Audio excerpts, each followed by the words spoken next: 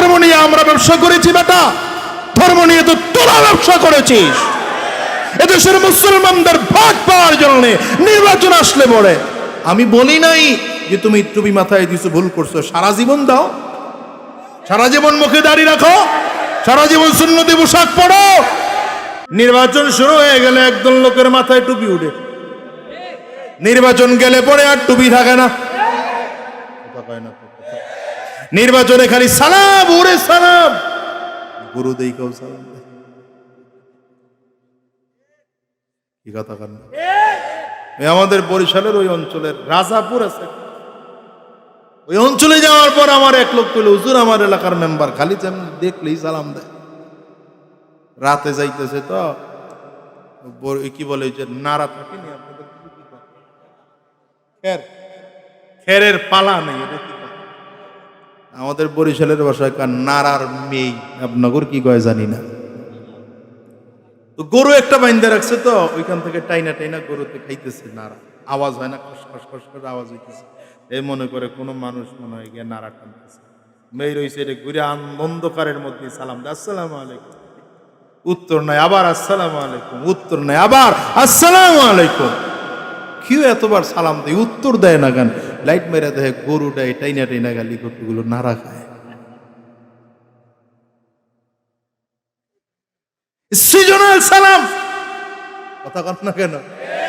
Seasonal টুপি, এটা হলো পলিটিক্সের টুপি। এটা মোহাব্বতের নবীর সুন্নতের মোহাব্বত করে টুপি দেয় না। এই টুপি লাগাইছে কি লেগা? এটা রাজনীতির টুপি। কথা কন না কেন?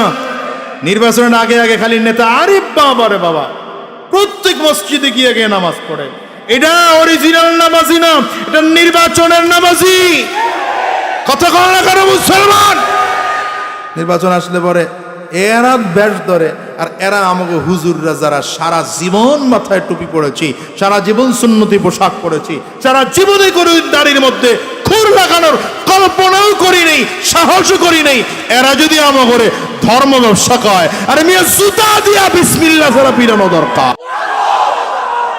এরা ধর্ম ব্যবসায় আমাকে হুজুর করে। ধর্ম নিয়ে আমরা ব্যবসা করেছি বেটা, ধর্ম নিয়ে তো তোরা ব্যবসা করেছিস।